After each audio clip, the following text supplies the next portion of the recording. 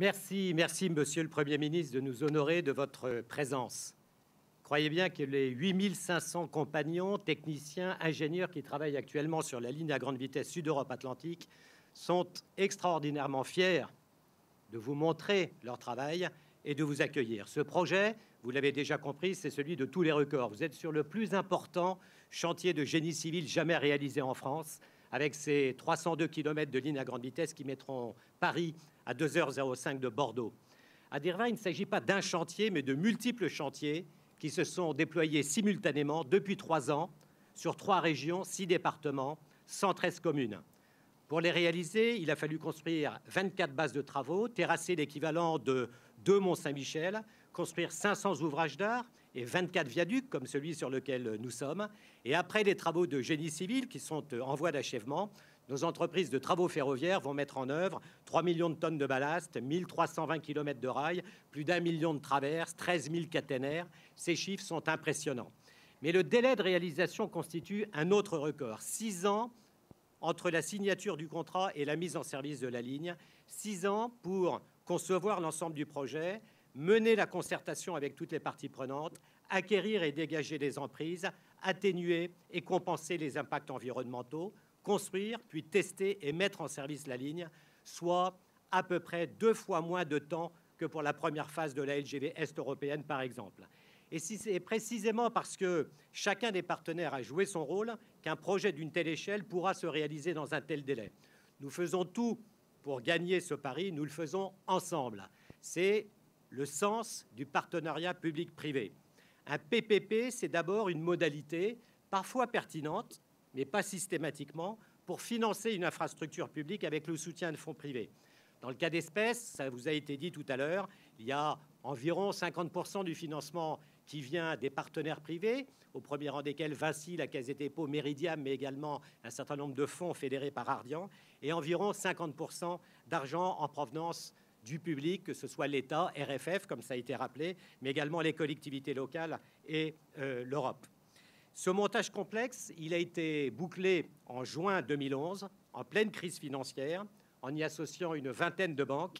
C'est déjà, à l'époque, une performance rendue possible justement par la conjugaison de l'investissement public et de l'investissement privé. Le second avantage des PPP, c'est le fait qu'un acteur unique assume l'ensemble des responsabilités, gère l'ensemble des interfaces et garantit donc que la qualité, les coûts et les délais seront optimisés et surtout respectés. Le troisième bénéfice, enfin, il réside dans le fait que le concessionnaire sera également en charge pendant 44 ans de l'exploitation de l'infrastructure. Cette responsabilité programmée l'incite de façon totalement naturelle à réaliser une infrastructure durable, bien conçue, économe en énergie et respectueuse de l'environnement.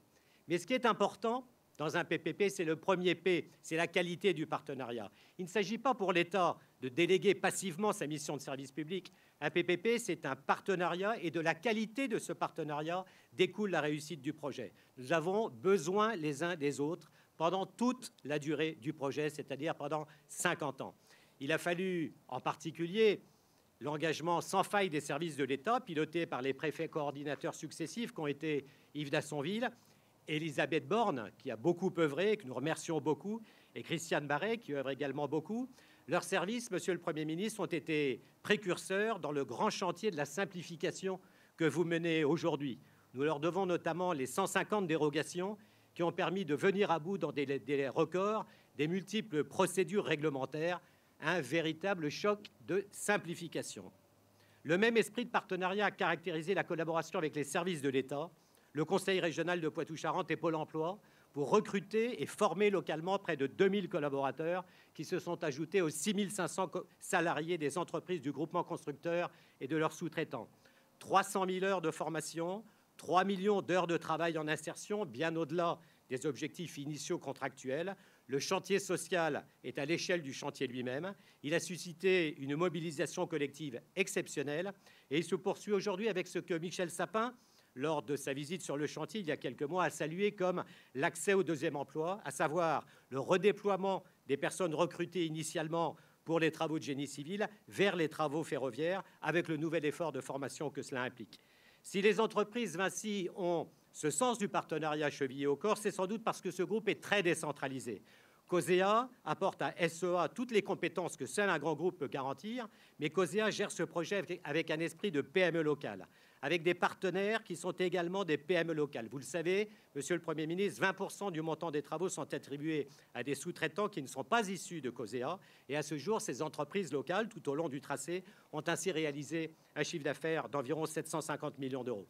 Il faut enfin et très rapidement souligner le volet environnemental du chantier, lui également hors norme, avec les 223 espèces protégées, avec les 3500 hectares de compensation environnementale, avec les 800 ouvrages qui assurent la transparence écologique, avec le million de végétaux d'origine locale placés et plantés dans l'emprise de la ligne. Toute une gouvernance collective s'est mise en place pour gérer dans la durée, bien au-delà du temps des travaux, ce vaste chantier de préservation de la biodiversité. Il applique tous les acteurs du territoire, les associations de protection de la nature, les conservatoires des espèces naturelles, les chambres d'agriculture, les fédérations de pêche et d'autres avec lesquels nous avons en quelque sorte co-construit ce projet. Enfin, c'est avec le même esprit de partenariat que nous abordons le chantier de très longue haleine, qu'est l'exploitation de la ligne. C'est une situation nouvelle pour l'État, pour l'autorité régulatrice, pour Vinci, mais également pour RFF et la SNCF qui seront nos partenaires au quotidien. Nous allons tous devoir apprendre à travailler ensemble dans cette configuration nouvelle. Nous réussirons si nous savons nous engager collectivement comme nous l'avons fait pour concevoir et construire l'infrastructure. Il faut que jusqu'au bout, chaque partenaire joue le jeu du partenariat et je vous assure que pour sa part, Vinci respectera l'ensemble de ses engagements. En conclusion, Monsieur le Premier ministre, à l'heure où vous mettez tout votre engagement, toute votre énergie dans la réussite du pacte de responsabilité, permettez-moi de voir dans la LGV SEA un bel exemple de partenariat responsable entre acteurs privés et acteurs publics.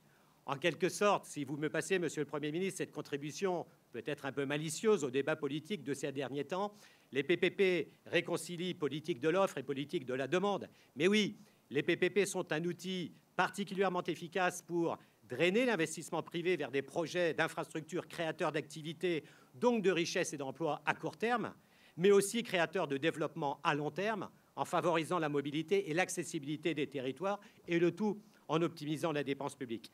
C'est dans cet esprit que Vinci mène avec ses partenaires ce grand projet. C'est dans le même esprit que nous exerçons notre métier de concessionnaire autoroutier, en ayant investi 10 milliards d'euros au cours des 10 dernières années dans l'extension et la modernisation de nos réseaux, et en étant prêt, vous le savez, Monsieur le Premier ministre, à lancer dès cet automne le plan de relance autoroutier qui représente pour notre groupe un nouvel investissement de près de 2 milliards d'euros. C'est le sens que nous donnons au mot de responsabilité, c'est-à-dire mettre notre performance d'entreprise au service de l'intérêt général. Je vous remercie.